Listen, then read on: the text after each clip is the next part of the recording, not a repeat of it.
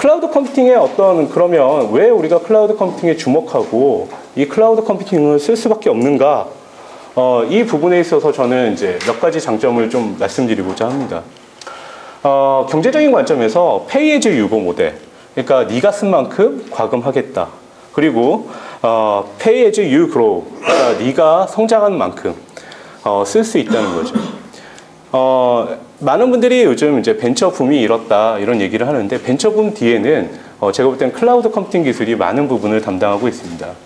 여러분들이 잘 알고 있는 드롭박스라는 서비스 있지 않습니까? 드롭박스 뒤에는 뭐가 있을까요? 아마존. 네. 아마존 S3가 있죠, 그죠?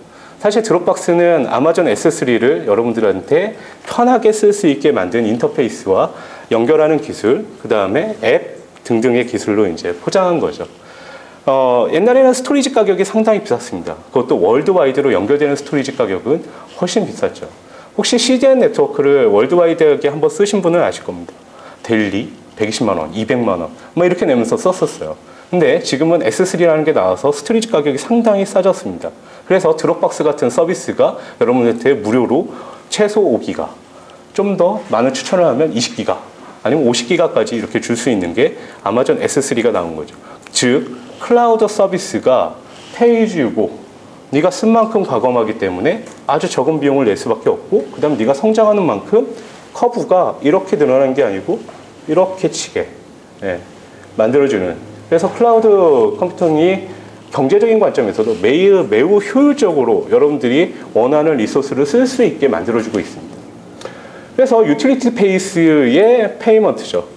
예를 들어서 아마존 S3를 쓰던가 EC2를 쓰던가 아니면 클라우드 프론트를 쓰는가, 이거에 따라서 여러분들이 원하는 페이먼트 정책을 틀리게 할 수 있습니다. 그래서 결과적으로는 TCO가 감소가 되는 그런 효과가 있습니다. 그러니까 총 소요 비용이 매우 싸게 감소되죠. 그래서 벤처 입장에서는 저희도 회사도 이제 아직 벤처이지만 벤처 회사 입장에서는 무조건 사용해야 되는, 그리고 당연히 클라우드 중심으로 서비스를 구축해야 될 수밖에 없는, 그리고 그게 경제적으로 가장 좋은 방법입니다. 그래서 아키텍처 면에서도 단순합니다. 개발도 단순하고 배포도 쉽습니다. 그리고 추상화된 환경인데 여기서 중요한 거는 예를 들어서 서버 컴퓨터부터 우리가 다 산다고 하면 어떤 서버를 사야 되지? 어떤 하드웨어를 선택해야 되지? 그리고 우리가 그걸 어떻게 관리를 할 것이며 만약에 파워가 나갔을 때는 어떻게 하고 하드디스크가 나갔을 때는 어떻게 하고 기타 등등의 문제점은 우리가 다 고민해야 됩니다. 하지만 이 추상화된 환경 안에서는 우리가 고민할 것은 이아스 이상, 만약에 아마존 AWS 이용한다고 하면 그 밑에 하드웨어가 뭐고 나는 잘 몰라. 그건 니네가 관리를 하고 나는 그 이상의 OS 레벨 이상의 서비스 관점으로 그 위에 올라가는 서비스 중심으로만 관리를 하면 되는 그런 환경이 있습니다. 그래서 쉽고 빠른 개발이 가능하고 디바이스와 어떤 로케이션에 이제 인디펜드한 거죠. 거기다가 SLA 정책, 물론 아마존 AWS도 뭐 물에 잠기고 해서 장애가 일어나기도 합니다. 마찬가지로 구글의 서비스도 일부 장애가 있습니다. 어쨌든 간에 그렇다 하더라도 내가 관리하는 것보다 여러분들이 직접 관리하는 것보다 훨씬 나은 SLA를 보장을 합니다. 그 다음에 그 보안적으로도 안전하게, 그리고 되게 중요한 게 하일리 오토메이티드 되어 있다는 것은 여러분들이 그 관리할 수 있는 포인트가 상당히 감소가 되고, 그렇다고 하면 거기에 들어가는 어떤 전문 인력을 더 좋은 곳에, 그리고 더 중요한 일에 배치할 수 있는 그런 동기가 됩니다. 그래서 전략적으로도 여러분들은 여러분의 코어 비즈니스에 집중할 수 있고, 그 다음에 이것들이 신뢰성 있게, 그리고 확장 가능하게, 이 서비스가 정말 가능성이 있다고 하면 그래, 클라우드 환경에서 내가 원하는 만큼 쭉 늘려갈 수 있는, 그렇죠? 스케일러비티, 이렇게 엘라스틱한 스케일러비티를 지원하게 됩니다. 그래서 클라우드 컴퓨팅이 제가 볼 때는 앞으로도 그 많은 각광을 받을 것 같고요. 이미 각광을 충분히 받고 있는 것 같습니다. 그래서 그 기업의 그 임원분들이나 아니면 기업의 담당자들이나 전산 IT에 관련된 담당자들은 이런 부분을 이제 주로 생각을 합니다. 코스트가 세이빙 되고, 어타임 하이 어빌리티, 그리고 퍼포먼스, 이런 것들을 많이 생각을 합니다. 하지만 반대로 또 고민하시는 부분이 있습니다. 세큐리티, 프라이버시, SLA. 내가 나의 서비스를 이용한다고 하면 저 하드디스크가 뻥이 난다고 하더라도 내 데이터라고 이제 많이들 생각을 하시죠. 근데 저는 요즘 그런 생각을 합니다. 제가 지메일을 쓰고 있는데 저희 회사도 이제 구글 앱스를 쓰고 있습니다. 구글 앱스는 구글에서 관리를 하는 거죠. 원한다면 구글이 언젠가 저희 회사의 정보를 볼 수도 있을 거라고 생각합니다. 하지만 지메일을 쓰고 있는 여러분들은 이제 대부분 안드로이드 폰을 쓰고 계시면 다 지메일 계정을 갖고 계시죠. 예, 여러분들의 아주 중요한 개인적인 정보들이 이제 메일을 통해서 왔다 갔다 날아가고 있는데, 그 정보들은 과연 누구의 정보일까요? 여러분들의 소유일까요? 아니면 구글의 소유일까요? 자, 이 얘기는 결과적으로 어느 서비스를 믿고 쓸 것이냐의 문제입니다. 자, 이 부분에 있어서 제가 드리고 싶은 말씀은 여러분들이 지메일을 믿고 쓰는 이유는 딱 하나입니다. 구글이 SLA를 보장하고 내 세큐리티와 그 다음에 프라이버시를 보장을 해줄 것이다 라는 거죠. 만약에 여러분들이 반대로 얘기해서 여러분이 익스체인지 서버를 뭐 여러분의 집에 아니면 IDC에 넣었다고 칩시다. 그럼 IDC에 있는 그 데이터는 물리적으로 어느 누가 언제 접근해서 갖고 갈 수 있을지 여러분들은 그걸 다 막아낼 수가 있을까요? 네. 그러니까 제가 요즘 드리고 싶은 말씀은 뭐냐면 서비스 관점에서 원하는 서비스를 즉시 쓸 수 있고 그 다음에 그게 보장될 수 있는 레벨인지 확인하고 믿고 쓸 수 있는 케이스가 된다고 하면 나름대로 저 세큐리티와 프라이버시, SLA를 준수하는 것들을 명확하게 준수하는 서비스만 이용한다고 하면 충분히 모르죠. 구글이 언젠가 볼 수도 있을지 모르겠지만 충분히 그런 서비스를 이용하는 가치가 충분할 것 같다. 그리고 여러분들이 직접 익스체인지 서버나 이런 것들을 통해서 메일 서비스를 이용하는 것보다 훨씬 나을 것 같다라는 겁니다. 자, 그리고 그래서 이제 그 기업 관점에서는 클라우드 컴퓨팅을 이렇게 이제 도입을 하려고 하고 있습니다. 첫 번째는 이제 기업의 어떤 그 시스템을 혁신시키려고 하고 있습니다. 클라우드 컴퓨팅을 통해서. 클라우드 컴퓨팅을 도입했을 때 이제 쉽고 빠르게 시스템을 이제 확장시킬 수 있고요. 그 다음에 사용한 만큼 갈고내니까 아까도 이제 클라우드 컴퓨팅의 장점을 보셨지만 TCO가 이제 감소가 됩니다. 그 다음에 효율적인 인력 배치 아니면 시스템을 좀 표준화할 수 있습니다. 여러분들이 이제 구글 지메일 같은 거 예를 들면 지메일은 지금 그 되게 표준적인 그 인터넷 익스플로러 같은 그런 비표준적인 브라우저를 점점 버리고 표준적인 브라우저에서 돌 수 있게 해서 IT의 표준화를 지금 그 계속 준수해 가고 있습니다. 여러분들이 지메일 같은 서비스를 직접 만들어서 IT의 표준화를 일일이 다 관리하지 않으셔도 구글 앱스나 이런 서비스를 쓰시면 IT의 표준화를 계속 지켜가실 수가 있습니다. 그리고 유기적인 시스템 관리는 그 구글 앱스 같은 경우에는 많은 API들을 통해서 시스템과 시스템을 충분히 쉽게 빠르게 연동할 수가 있습니다. 또 시스템의 보안 가운데요. 아까 이제 앞에 얘기했던 그 세큐리티와 프라이버시에 관련된 겁니다. 그리고 그것들이 또 여기서 얘기하고 싶은 게 물리적인 보안이 있습니다. 아까 얘기했던 IDC나 아니면 여러분들의 그 데이터 센터를 여러분들이 갖고 있다 하더라도 물리적인 보안에서 자유로울 수가 없습니다. 근데 클라우드 서비스를 이용할 경우에는 내 VM이 클라우드 그 많은 서버 위에 어디 있는지 잘 모릅니다.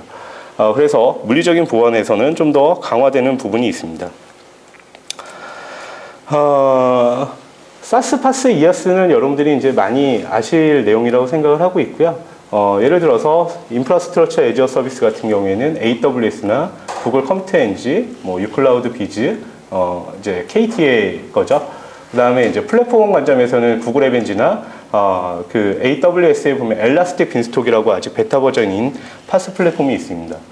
그 다음에 서비스 관점에서는 지메일이나 아니면은 뭐 구글 토크나 행아웃, 뭐 구글 닥스 아니면 기타 등등의 서비스들이 이제 사스 형태로 제공이 되고 있습니다. 근데 이렇게 그 많은 형태가 있는데요. 실제로 이제 기업 관점에서는 이런 서비스들을 내가 원하는 서비스를 이제 사용해야 됩니다. 앞에 보시는 게 이제 최근 자료고요. 사스형 어플리케이션이 이제 대부분 많이 쓰시는 걸로 이제 구분되어 있습니다. 여기서 보신다고 하면은 이제 기업에서 제일 많이 이제 첫 번째로 도입하는 게 뭐 HR 부분이나 아니면 도큐먼트 매니지먼트 같은 것들입니다. 여기서 보면 박스, 드롭박스, 뭐 스크라이브, 뭐 드루팔, 기타 등등의 것들이 있습니다. 과연 여러분들의 기업에 맞는 도큐먼트 시스템은, 사스형 도큐먼트 시스템은 무엇일까요? 그리고 많은 기업들이 스마트 워킹을 추진하기 때문에 콜라보레이션에 많은 관심을 갖고 있습니다. 협업, 언제 어디서든 여러분이 원하는 디바이스로 내가 원하는 사람과 빠르게 의사소통을 촉진해서 신속한 의사 판단을 할 수 있고, 그걸 통해서 회사의 효율성과 그 다음에 사업 기회를 확대하려고 하는 것들이 콜라보레이션의 근본적인 목적입니다. 그러면 이 안에서 여러분들은 어떤 콜라보레이션 슈트를 이용하시려고 하십니까? 어떤 걸 써야 될까요? 또 여러분들이 사업 기회를 많이 확대하기 위해서 CRM 솔루션을 씁니다. 물론 CRM 솔루션의 이제 대표적인 선두주자는 세일즈포스닷컴이죠. 세일즈포스닷컴 말고 더 좋은 것들도 사실은 이제 많이 나오고 있습니다. 여러분들의 기업 환경에 맞는 CRM 솔루션은 무엇입니까? 또 여러분들은 그 외에도 여러분들 고유의 비즈니스에 맞는 전산 시스템이 필요하게 됩니다. 그렇다고 하면 또 하나 고민하는 게, 자, 내가 플랫폼 애저 서비스, 플랫폼 관점에서 우리 시스템을 구축할 것인가? 아니면 인프라 애저 서비스, 그래서 인프라 관점에서 OS부터 시작해서 그 위에 것들을 내가 선택해서 시스템을 구축할 것인가? 아니면 그것들도 안 된다고 하면 내가 예전에 그 기존의 IT 개발 방식인 호스티드된 그런 서버를 구매하고 그런 장비들을 구매해서 구축할 것인가? 그리고 개발할 도구와 개발 킷들, 아니면 개발 언어, 개발 프레임워크, 아키텍처, 이런 것들은 어떻게 관리할 것인가가 항상 있는 고민들입니다. 이 고민들을 어떻게 해결할까요? 특히 더더욱이 클라우드 컴퓨팅은 이제 전 세계적으로 서비스를 많이 확산시키고 있습니다. 이제 우리나라의 서비스는 우리나라의 것만이 아닙니다. 세일즈포스닷컴 같은 경우에는 일부 대기업들은 이미 다 도입을 해서 쓰고 있고요. 여러분들이 링크드인 같은 서비스는 전 세계적인 가장 중요한 HR 사이트가 돼가고 있습니다. 그리고 그 안에서 많은 의사소통을 촉진하고 있고요.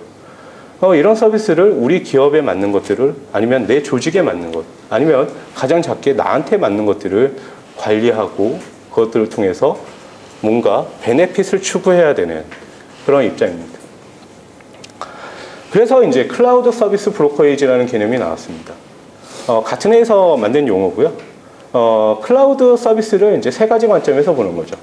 클라우드 서비스를 제공하는 프로바이더, 맨 왼쪽에 사스 형태든 파스 형태든 이아스 형태든 이런 형태로 뭔가 클라우드 서비스를 퍼블릭하게든 프라이빗하게든 제공하는 프로바이더가 존재합니다. 그리고 이제 클라우드의 컨슈머가 있죠. 근데 클라우드의 컨슈머는 이제 다양한 형태로 또 분화가 되고 있습니다. 스마트 디바이스를 사용하는 사용자, 기존에 이제 PC 같은 거를 사용하는 PC 유저들, 그 다음에 그것들을 관리하는 매니저들, 이런 식으로 클라우드 서비스도 많은 컨슈머들 레이어가 생겨가고 있습니다. 근데 이 둘은 너무나도 물론 이쪽에 이제 컨슈머가 능동적으로 판단을 하고 그 다음에 자기가 잘 관리할 수 있다고 하면 당연히 클라우드 서비스를 알아서 선택을 할 겁니다. 그런데 지금 조직이나 기업 관점에서는 클라우드 서비스가 어떤 게 더 좋은지, 그리고 이것들을 어떻게 관리할지, 만약에 이 서비스를 끊는다고 하면 백업은 어떻게 할 것이며 그 데이터를 다른 어떤 서비스로 옮겨가게 할 것인지 라는 이런 아주 중태대한 그런 문제가 있습니다. 그래서 클라우드 서비스 브로커리지, 그 중간에 신뢰성 있는 서비스를 그리고 발굴하고 그것들을 관리해주고 그걸 컨슈머 대신 매니지할 수 있는 그런 역할들이 이제 필요하게 됩니다. 클라우드 서비스 브로커의 분류는 이제 크게 봤을 땐 이렇게 세 가지입니다. 그래서 단순하게 서비스를 중개해주는 브로커 역할, 그리고 또 서비스와 서비스를 결합을 해서 새로운 서비스를, 그러니까 쉽게 얘기하면 매시업을 해주는 그런 그 결합 브로커와 그다음에 서비스를 그냥 남기는 차익을 주는 그런 브로커가 이제 생깁니다. 그래서 이제 기본적인 분류는 이렇게 되고 있는데 저희 소프트웨어 인 라이프 같은 경우에는 이 세 가지를 다 하고자 합니다. 어쨌든 간에 클라우드의 프로바이더의 입장에서는 이런 것들을 제공합니다. 서비스 레이어, 컨트롤 할 수 있는 거, 추상화, 피지컬, 뭐 기타 등등의 것들을 제공해 주고요. 중개하는 거, 결합하고 차익거래, 그 다음에 클라우드 컨슈머하고 있는데, 또 여기서 클라우드를 어디터링 할 수 있는, 그러니까 감시하고, 그 다음에 이런 것들의 프라이버시나 아니면 성능 같은 것들을 같이 검사해 줄 수 있는 어디터링 영역이 또 필요하게 됩니다. 왜 그러냐면 클라우드 서비스가 클라우드 프로바이더만 믿고 있기에는 항상 불안한 부분이 있습니다. 여러분의 AWS 안에 들어가 있는 VM이 언제 불의의 사고로 날아갈 수 있을지 모르지 않습니까? 그것들을 어떻게 하면 효과적으로 백업핑 시켜놓을 수 있을지, 그리고 내 서비스가 장애 없이 돌아가게 만들 수 있을지 항상 감사해야 되는, 감시, 통제해야 되는 그런 식이 필요합니다. 그래서 소프트웨어인 라이프 같은 경우에는 클라우드 프로바이더 입장에서 사스 형태는 구글 앱스하고 저희가 만들어놓은 7앱스, 그다음 파스 형태에서는 구글 앱 엔진, 그다음에 엘라스틱 빈스토어, 이아스 랩에서는 아마존, 올레 KT 올레 유클라우드 비즈, 그다음에 구글 컴퓨터 엔진. 컴퓨터 엔진은 뭐 이렇게 나온 지가 얼마 되지는 않았죠. 그다음 바스 형태로 저희가 얘기하는 이제 푸시 솔루션 이런 것들을 제공합니다.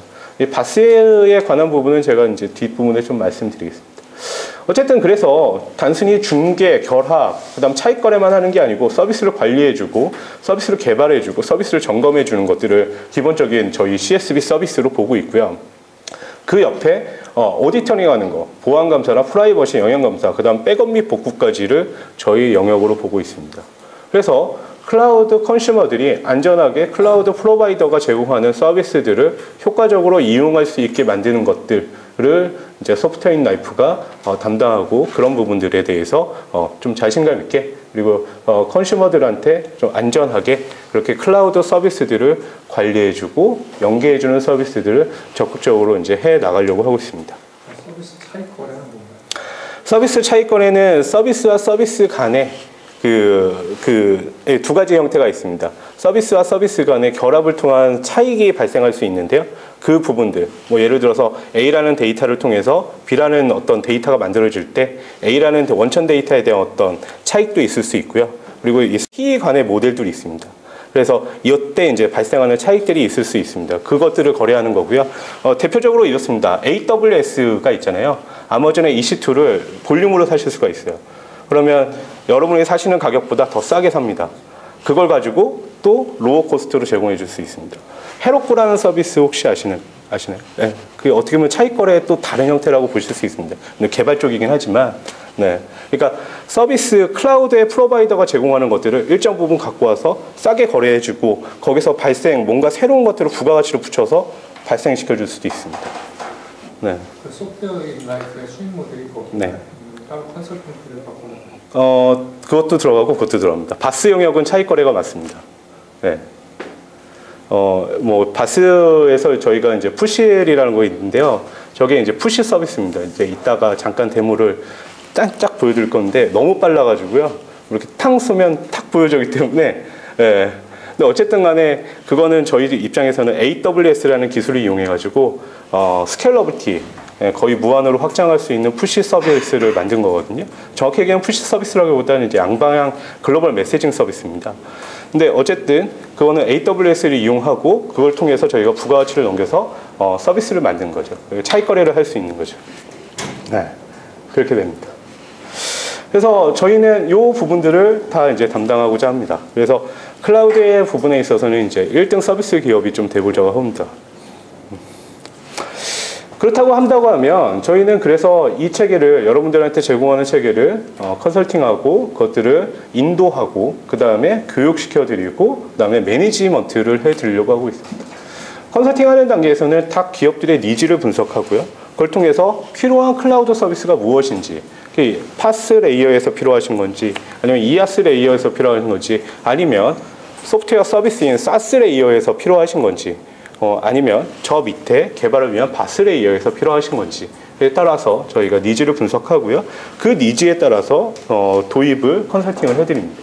그리고 저희가 이제 주로 하는 거는 구글 앱스나 시랩스 같은 것도 이제 컨설팅을 해드리고요. TCO 절감 방안에 대해서 이제 설명을 드립니다. 그리고 그것들이 이제 타당하게 생각을 하신다고 하면 저희와 계약을 맺고 당연히 서비스를 공급하는 도입 및 설치를 해드리고, 그 다음에 조직 설정이나 아니면 환경 설정, 기타 등등의 작업들을 해드립니다. 그것만 통해서 끝나는 게 아니죠. 조직 관점에서는 그걸 효과적으로 쓸 수 있는 교육들이 필요하게 됩니다. 그 교육들을 제공해드리고, 교육 자료나 이런 것들도 온라인 사이트를 지금 저희가 이제 아직 구축 중에 있습니다만 온라인으로도 제공을 해드릴 예정입니다. 그렇게 된다고 하면 이제 클라우드 서비스에 대한 어떤 과금 관리나 그다음에 장애나 아니면 문제점이 있을 때 이제 운영을 해야 되는 센터가 있습니다. 그래서 저희 CSB 센터에서 24시간 이제 콜을 받습니다. 클라우드 서비스를 이용하실 때 제일 답답하신 점은 사실 이제 궁금한 걸 물어볼 데가 없다는 겁니다. 여러분들이 AWS를 사용하시든 아니면 컴퓨터 엔진을 사용하시든 뭔가 궁금한데 궁금한 걸 어디다 물어볼 데가 없어요. 저희가 딜리게이트를 해드립니다. 대응을 해드리고 그 입장에서 이제 물어봐드리고 관리를 해드립니다. 그래서 SLA에 따라서 이제 관리를 해드리고 뭐 예를 들어서 계정 백업 같은 것들이 필요하다면 계정 풀 백업도 해드리고 아니면 증분 백업 같은 것도 따로 이제 해드릴 예정입니다. CSB에 그래서 이제 그 효과를 본다고 하면 일반적인 클라우드 모델을 한다고 하면 여러분들이 직접 하실 수가 있겠죠. 저희보다 더 낮은 가격에도 쓸 수가 있습니다. 참고로 저희가 일부 서비스는 다 지금 이미 파트너 계약을 맺어놔서 저희가 좀 더 저렴한 가격으로 여러분이 쓰시는 것보다 더 저렴한 가격으로 드릴 수가 있습니다. 어쨌든 간에 그 소비자가 근데 클라우드를 운영하면서 클라우드 서비스들이 앞으로 여러분들이 계속 늘어나실 겁니다. 그런 것들을 일일이 다 운영해야 되는 그런 문제점이 이제 어려운 점이 발생하는데 저희 같은 경우에는 주로 이제 그쪽에서 있는 이슈들을 한꺼번에 다 몰아서 처리하고 있기 때문에 또 어떤 문제점, 어떤 단점, 어떤 장점이 있는지 다 알고 있기 때문에 좀 더 부가가치 있게 이렇게 서비스를 해드릴 수가 있습니다. 그리고 저희가 클라우드 서비스 센터를 통해서 서비스 브로커리지 센터를 통해서 중앙 집권적으로 이제 거버넌스를 좀 해드릴 수가 있습니다.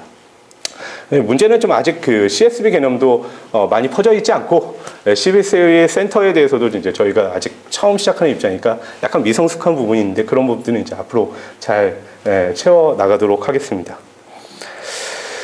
해외 주요 CSB를 표방하는 곳이 상당히 많습니다. 브리티시 텔레콤도 나중에는 CSB 사업을 하겠다 이렇게 얘기를 하고 있고요. IBM은 이미 컨설팅 서비스나 이런 것들을 많이 강화하고 있고 제품 솔루션 모델을 많이 갖고 있습니다. 그래서 이미 IBM도 CSB로 나가고 있고 델도 마찬가지입니다.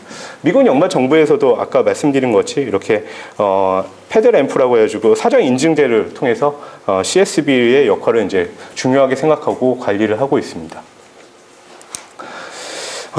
마지막으로 저희가 그 CSB 1호 기업이라고 하는 검증된 자료입니다. 전자신문사에서 기사가 나왔고요.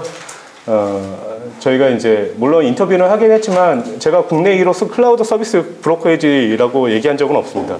근데 기자분이 이제 많이 파악해 보시고 알아보시니까 해외 업체 말고 국내에서는 CSB가 정말 1호더라 해서 이렇게 워딩을 해서 이제 올려주셨습니다. 그래서 저희도 국내 1호 클라우드 서비스 브로커리지 사업을 좀 하고 있고요.